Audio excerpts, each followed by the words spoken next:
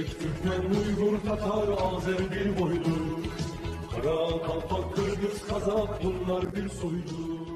Президент Азербайджана, верховный главнокомандующий Ильхам Алиев и первая леди Мехрибан Алиева посетили по этому случаю могилу дважды Героя Советского Союза, генерал-майора танковых войск Ази Асланова, возложили цветы к памятнику, почтили память всех сынов Азербайджана, погибших в войне.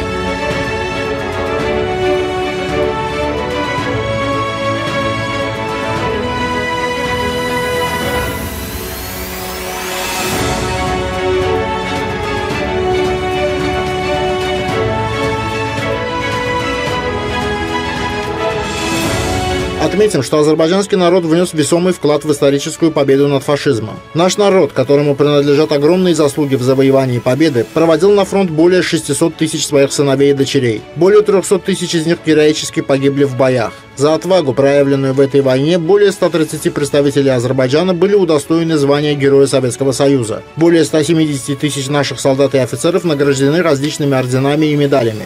Азербайджанские дивизии прошли славный боевой путь от Кавказа до Берлина. Сотни наших соотечественников сражались в составе партизанских отрядов. Решающую роль в этой победе сыграла азербайджанская нефть. Азербайджан являлся основным поставщиком горюче-смазочных материалов для советской армии. 70% нефти, 80% бензина и 90% моторных масел поставлялись Азербайджаном. Исторические подвиги азербайджанских сынов, с честью сражавшихся в этой войне, всегда почитаются с уважением. Общенациональный лидер нашего народа Гейдар Алиев во все периоды своего правления оказывал особое внимание и заботу о ветеранах войны, называя их «золотым фондом нашего народа». Президент Ильхам Алиев также всегда сохраняет в центре внимания решение социальных проблем ветеранов войны. Накануне 9 мая, Дня Победы, им оказывается материальная помощь. Уже 4-й год азербайджанский народ празднует победу над фашизмом в войне 1941-1945 годов с двойной гордостью и радостью, вызванными Великой Победой в 44-дневной Отечественной войне. Справедливость, за которую наш народ боролся 30 лет, наконец восторжествовала. Под руководством президента, верховного главнокомандующего Ильхама Алиева, Азербайджан полностью восстановил территориальную целостность и суверенитет страны в рамках ее международно признанных границ. Светлая память о всех наших сыновьях и дочерях, погибших в борьбе за суверенитет и территориальную целостность Азербайджана и в войне 1941-1945 годов, всегда будет жить в сердце нашего народа.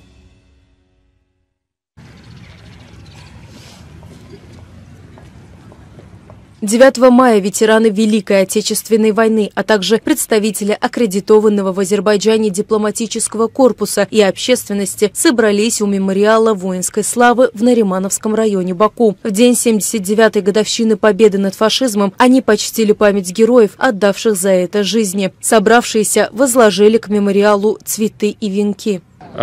Очень приятно, что в Азербайджане, как и в России, очень бережно относятся к нашей общей истории и к нашей общей истории победы в Великой Отечественной войне. Поэтому спасибо большое вам, спасибо руководству Азербайджана за то, что помнят о нашей общей истории.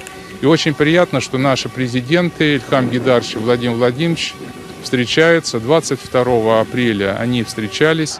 Они 5 часов разговаривали, обсуждали вопросы. У нас в наших российско-азербайджанских отношениях, как сказал вчера Ильхам Гейдарович на встрече с губернатором Астраханской области, нет никаких проблем. У нас реально очень тесные, дружественные отношения между нашими двумя странами и нашими народами. Мы собрались сегодня здесь для того, чтобы поздравить наш весь Азербайджан с праздником Победы, который благодаря нашей, в том числе, пропаганде, мы везде пропагандируем не только по странам, а и европейским странам, за рубежом, в Америке, в Африке сейчас уже, Австралия хорошо подключилась, то есть пропагандируем, что такое, какой вклад внес Азербайджан в войну. А то у всех ассоциация с нефтью, с этим. Нет, у нас очень много людей. Во-первых, 300 тысяч погибло. Для сравнения, например, что не все европейские, которые целые страны могли взять, потеряли столько людей. А Азербайджан выставил столько бойцов, кроме, конечно, всем известных, нефтяных или что-то. Да. То есть мы считаем, что это значимый вклад в победу нашего общего народа на тот момент. Это наша история. И поэтому пропагандируем, что надо помнить, Сегодня такой замечательный день, такой дорогой день для всех людей в этом мире. Это День Победы, 9 мая. Мы все помним и чтим этот праздник великий. Даже далеко ходить не надо. Мой папа, родной мой отец, участвовал и под Кёнигсбергом, и потом в Японской войне. У него, он герой тоже, шахид. У него медали, ордена. То, что мы сегодня живем, радуемся этой земле, этому небу мирному над головой. Это большая заслуга всех наших родителей, которые погибли, Царство им Небесное, и которые выжили в этой войне. Сегодня мы собрались здесь, чтобы почтить память воинов, которые погибли, которые отдали свои жизни за нашу свободу, за наш мир, за нашу жизнь. Мой дедушка Коломазов Абдулла Хусейнович, он родился в Ульяновской области. Это еще была Симбирская губерния. В 30-м году он переехал вместе с семьей в Азербайджан. И во время войны он работал на нефтяных промыслах Азербайджана. И мы все знаем, что Азербайджан внес огромный вклад в победу советского народа в Великой Отечественной войне. Я хотела бы поздравить с великим праздником весь азербайджанский народ и все народы бывшего Советского Союза. Это народ-победитель в Великой Отечественной войне. Сегодня была акция памяти «Бессмертный полк». Это мой дядя Тёмкин Евгений Григорьевич. Он участник войны, погиб за 3 месяца до победы 45-го, 8 февраля. Что хотела бы сказать? Хотела бы добавить пожелания нашей молодежи уважать, помнить, ценить прошлое, родных, так как без прошлого не будет будущего.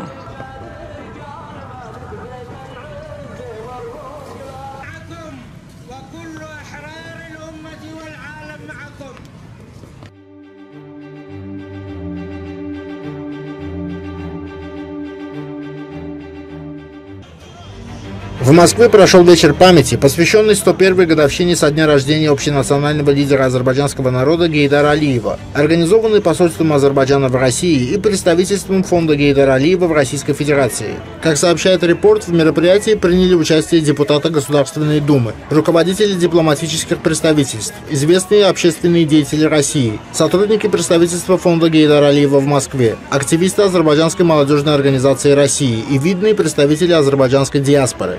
Гостям вечера была представлена фотовыставка, в которой демонстрировались фотоработы сотрудника газеты «Восточно-Сибирская правда» Валерия Карасева. Выступивший на мероприятии спецпредставитель президента России по международному культурному сотрудничеству Михаил Швыдкой отметил, что великий сын азербайджанского народа Гейдар Алиев спас страну в период невероятных смут первой половины 1990-х годов. Он также сделал очень многое для всего Советского Союза, сказал Швыдкой. Он также подчеркнул, что современный Азербайджан проводит самостоятельную политику в интересах своей страны, что подтверждает, что Гейдар Алиев заложил верный фундамент. Председатель Либерально-демократической партии России, депутат Государственной Думы Леонид Слуцкий сказал, что память основателя современного азербайджанского государства Гейдара Алиева помнят и свято чтут в России. Он отметил, что строительство Байкало-Амурской магистрали, 50-летие которой отмечалось на днях, неразрывно связано с именем Гейдара Алиева. Депутат добавил, что современный Азербайджан является самым надежным партнером России. Гейдар Алиев заложил основу конструктивного многопланового взаимодействия между Азербайджаном и России, сказал он. На мероприятии был продемонстрирован документальный фильм «Ильхам Алиев. Клятва. 20 лет спустя» первого заместителя генерального директора информационного агентства ТАСС, заслуженного журналиста Российской Федерации Михаила Гусмана. Вечер продолжился концертной программой и фуршетом.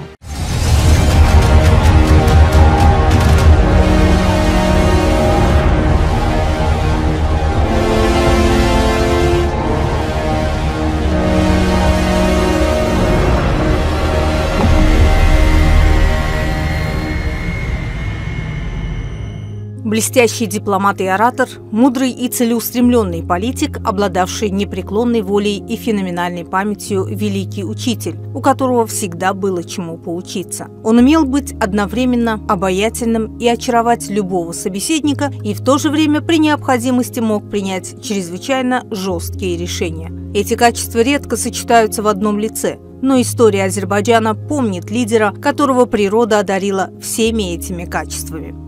Mən həmişə fəxr etmişəm.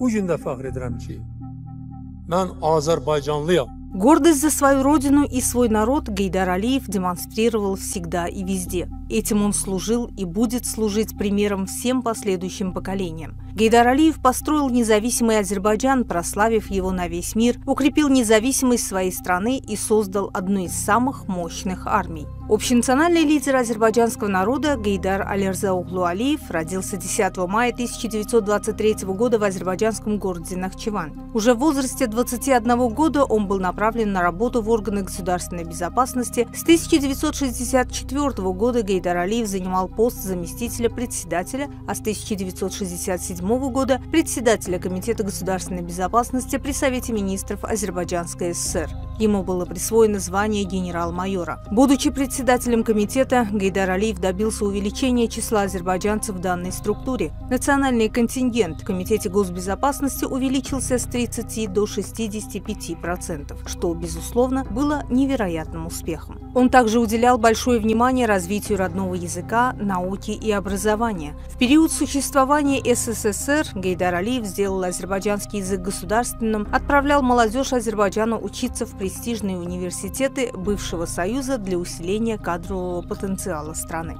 Расцвет современного Азербайджана берет свое начало с 14 июля 1969 года, когда Гейдар Алиев был избран первым секретарем ЦК Компартии Республики и возглавил Советский Азербайджан. При мудром и дальновидном лидере в республике стали открываться новые перспективные предприятия, в сельском хозяйстве начали внедряться новаторские методы. В декабре 1982 года Гейдар Алиев был избран членом Политбюро ЦК Компартии Советского Союза, назначен на пост первого зампредседателя Совмина СССР. На этой должности Гейдар Алиев руководил важнейшими областями экономической, социальной и культурной жизни Советского Союза. На протяжении 20 лет Гейдар Алиев являлся депутатом Верховного Совета СССР и Азербайджанской ССР и в течение 5 лет был первым заместителем председателя Совета министров СССР. В этот период Гейдар Алиев продолжал способствовать дальнейшему развитию Азербайджана. В октябре 1987 года в знак протеста против политики, проводимой Политбюро ЦК Компартии Советского Союза и лично генеральным секретарем Михаилом Горбачевым, Гейдар Алиев ушел в отставку с занимаемых должностей. В связи с кровавой трагедией, учиненной 20 января 1990 года в Баку советскими войсками, Гейдар Алиев, выступив на следующий день в постоянном представительстве Азербайджана в Москве с заявлением, потребовал наказать организаторов и исполнителей преступления, совершенного против азербайджанского народа. Меня привела сюда трагедия, случившаяся в Азербайджане. Я узнал об этом вчера утром. И, естественно, оставаться равнодушным этому событию не смог. Я это категорически осуждаю, считаю это антигуманным, антидемократичным, противоправным актом, приведшим к тяжелым последствиям. В июле 1991 года Гейдар Алиев покинул и ряды Компартии Советского Союза. Возвратившись в Азербайджан, Гейдар Алиев был избран депутатом Верховного Совета Республики. В 1991-1993 годах занимал пост председателя Верховного Меджлиса Нахчеванской автономной республики, заместителя председателя Верховного Совета Азербайджанской республики. На проведенном в 1992 году в Нахчеване учредительном съезде партии «Ени Азербайджан» «Новый Азербайджан» Гейдар Алиев стал ее председателем. Когда в мае-июне 1993 года в результате крайнего обострения правительственного кризиса в стране возникла угроза гражданской войны, азербайджанский народ выступил с требованием привести к власти Гейдара Алиева. 15 июня 1993 года Гейдар Алиев был избран председателем Верховного Совета Азербайджана, а 24 июня постановлением парламента стал осуществлять полномочия президента Азербайджанской республики. В результате всенародного голосования 3 октября 1993 года Гейдар Алиев был избран президентом Азербайджана. С этого периода республика начала стремительно развиваться как в экономической, так и военно-политической сферах, заявив о себе на международной арене. 11 октября 1998 года Гейдар Алиев повторно был избран президентом страны. а в 2003 году из-за проблем со здоровьем отказался участвовать в выборах на пост главы государства. 12 декабря 2003 года общенациональный лидер ушел из жизни. Будучи выдающейся исторической личностью, внесшей неоценимый вклад в развитие Азербайджана, Гейдар Алиев был удостоен государственных и международных наград, избран почетным доктором самых известных университетов мира. Центральные проспекты, улицы, а также многочисленные объекты в разных уголках страны названы именем Гейдара Алиева. В честь столетия общенационального лидера 2023 год в Азербайджане был объявлен годом Гейдара Алиева. Одной из величайших заслуг общенационального лидера, безусловно, была подготовка такого видного политика, как Ильхам Алиев. Достойно продолжая мудрую политическую линию отца, Ильхам Алиев и сегодня высоко держит знамя Азербайджана. В настоящее время Азербайджан стоит в ряду самых стремительно развивающихся стран мира и является членом малочисленной космической семьи. Голос Баку громко звучит с международных трибун, флаг Азербайджана развивается на величественных вершинах. Ильхам Алиев, действуя по размеренному и продуманному плану, зная, что и когда нужно делать, всего лишь за 44 дня в 2020 году и в течение менее чем суток в сентябре 2023 года выполнил самое сокровенное желание общенационального лидера – освободил азербайджанские земли от продолжавшейся почти 3 десятка лет армянской оккупации и сепаратистского режима. В стремительно меняющемся современном мире Ильхам Алиев четко обозначил твердую позицию Азербайджана как страны-победителя. Это стало возможным также благодаря доверию азербайджанского народа своего лидера.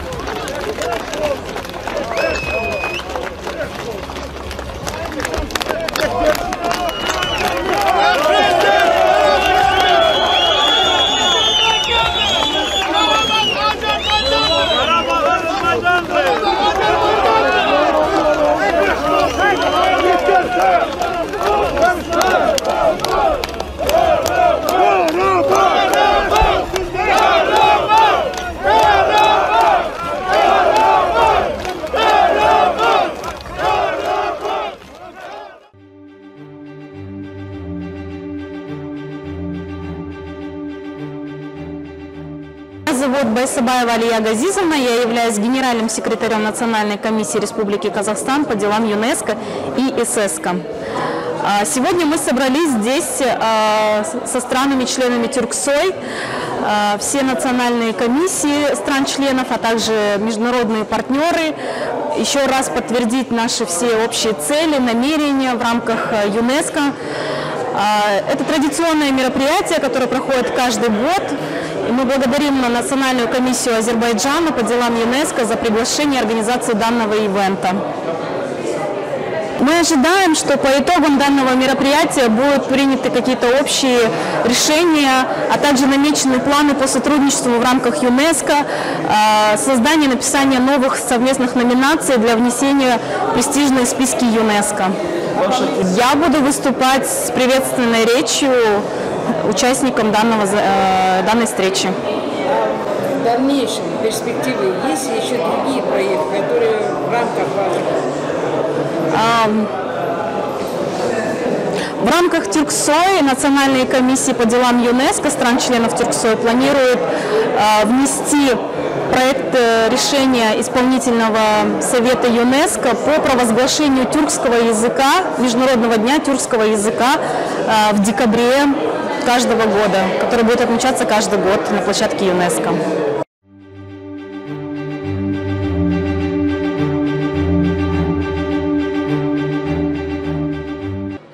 Абдуталиб Султанов, заместитель директора государственной резиденции номер 2 при управделами президента.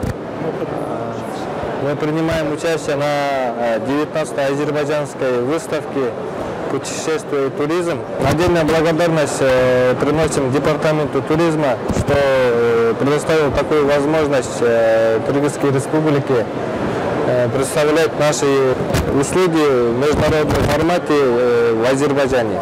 Я являюсь начальником отдела маркетинга санатория Сыкуль «Аврора». Это наш первый приезд в город Баку на выставку. мы, приезжая в этот город, для себя тоже очень много открыли. И мы очень рады, кто нас это пригласил.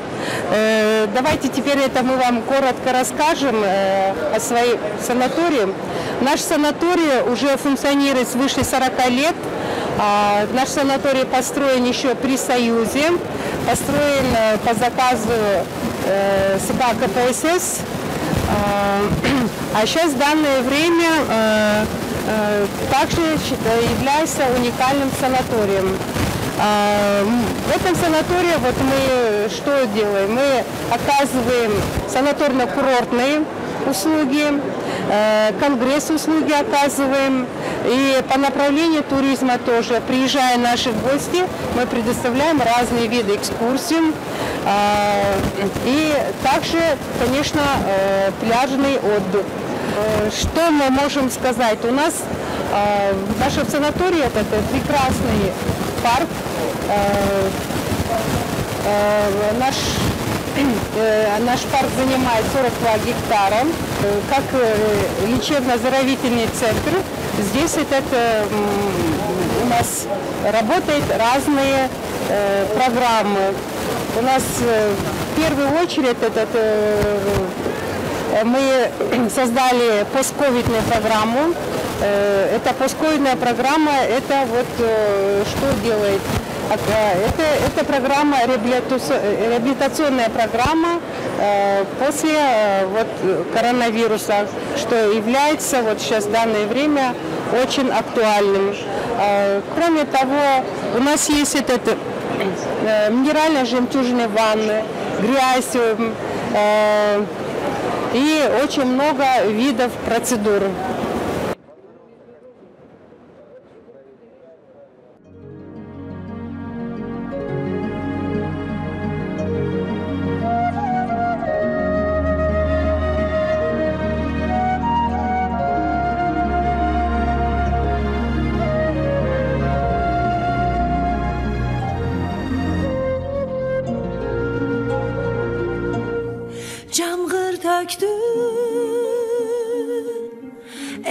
Basılvay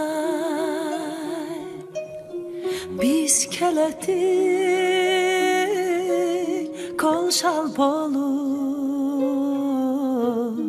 çol garov göz açılmay bek aldımda şamal soğuk kunkur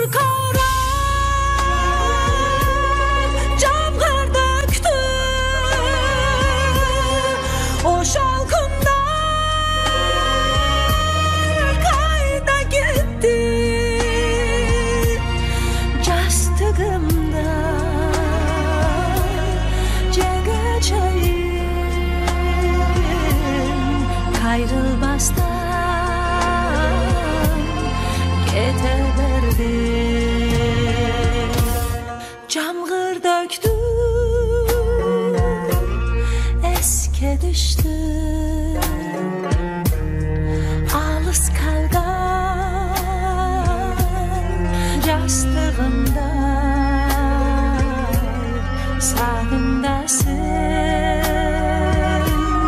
jurak tezin, koldan uçkan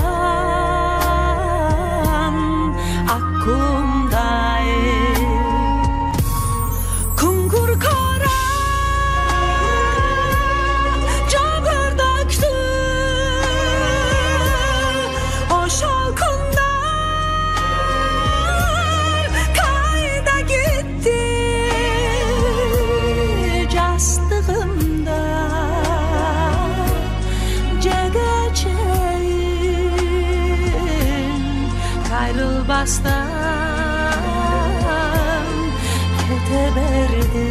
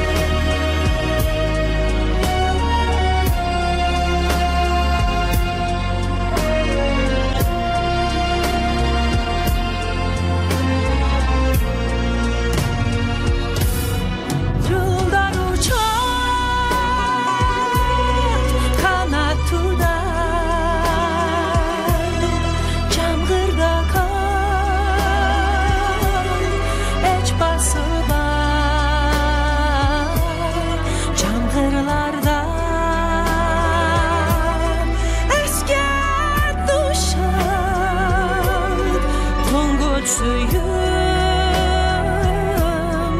unutulmay. Gün gargara canlardakini o şalkında kayda gitti yastığımda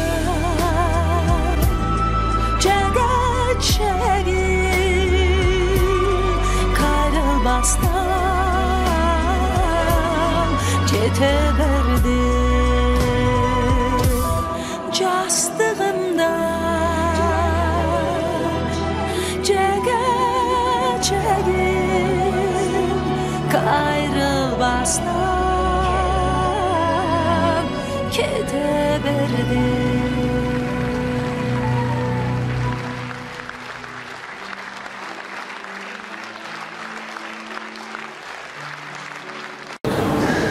Кыргыз улуттук жазуучулар союзунун төрагасы Нурлан Калыбеков. Мына биз бүгүн Азербайжан Республикасынын борбору Баку шаарында турабыз. Бүгүн бул жерде Гейдар Алиев жана Түрк ааламы аттуу конференция болуп жатат.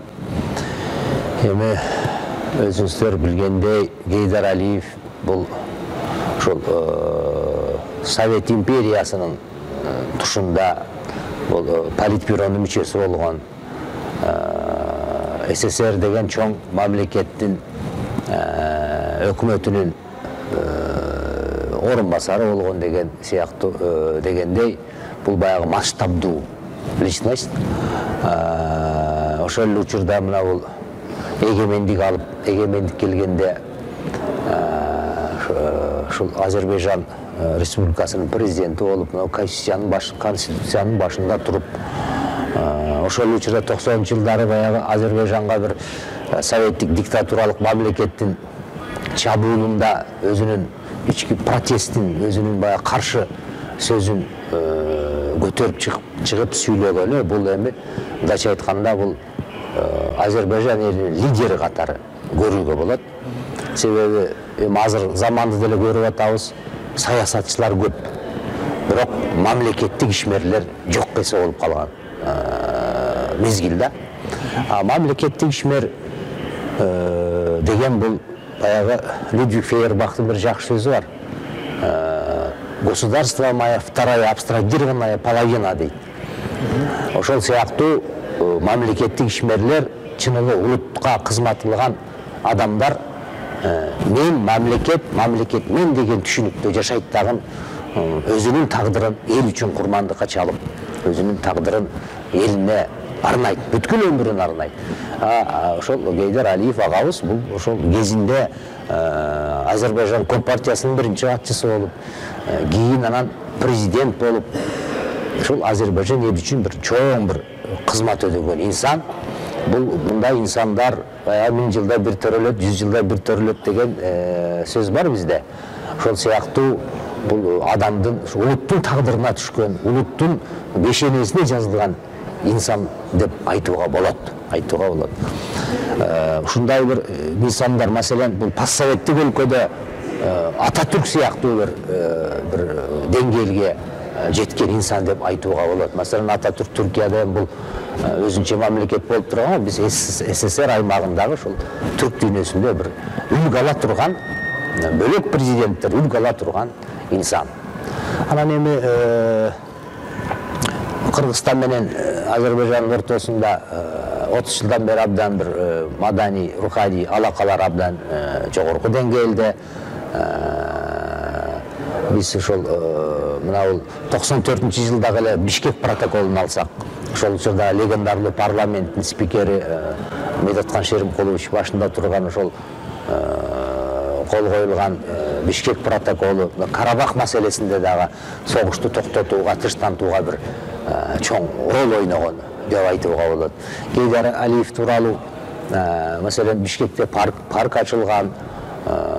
Анан биз ошол баягы мамлекеттик саясат ал өзүнчө мамлекеттик протоколдун негизинде кете берет, бирок биз жазуучулар, акындар, искусствонун, адабияттын адамдары биз өзүбүзчө бир элдик дипломатияны бекемдеп иштеп келе жатабыз.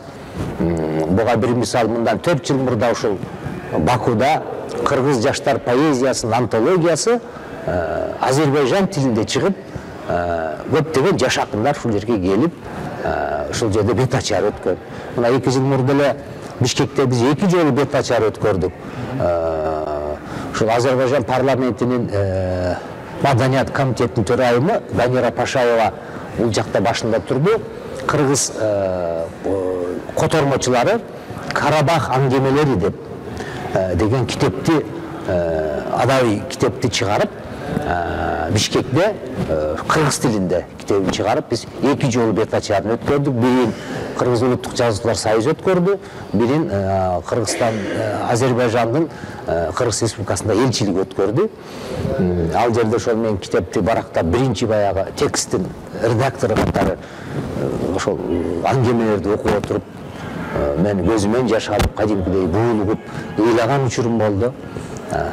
Эң негизгиси андай тагдырды, андай апаат согушту эч бир элдин, эч бир журттун башына салбасын. Мен да ошол былтыр мурдагы жылдары ошол Карабах окуялар болуп турганда өзүмдүн макаламды ошол Азербайжан гезиттерине бергенмин. Өзүмдүн макаламды ошо Азербайжан элин колдоо иретинде жазган макалаларым келген. Демек, бул биз сөзсүз түрдө эле мамлекет башчыларынын, саясатчылардын, өкмөттүн протоколунун негизинде гана иш алып барбай, элдик дипломатия, элдик баягы акын жазуучулар биз улуттарды, бир тууган тектеш элдерди жакындатуубуз керек.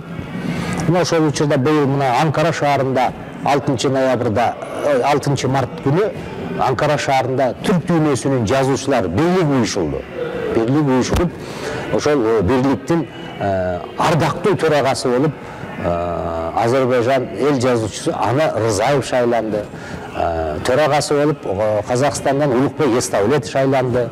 Калган республикалардын чыгармачыл союздардын төрагалары орун басар болдук. Кудай буйруса ошол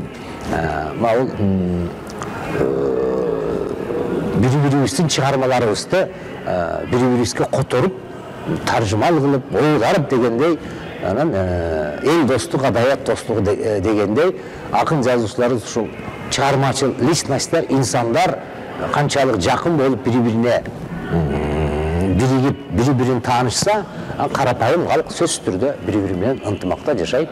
21-кылым глобализациянын доорунда дүйнөлөштүрүү, анан геосаясаттар кандай бир тескери бир жаман бир учурлар көзгө бир көрүнүп турган учурда, геосаясаттын абалы бир абдан бир мындай кризиске келип турган учурда, түрк дүйнөсүнүн мамлекеттери биригип иш алып баруу, ынтымакка келүү, бири-бирибиз менен баягы достукту чыңдоо, бул тарыхый зарылдык деп эсептейм.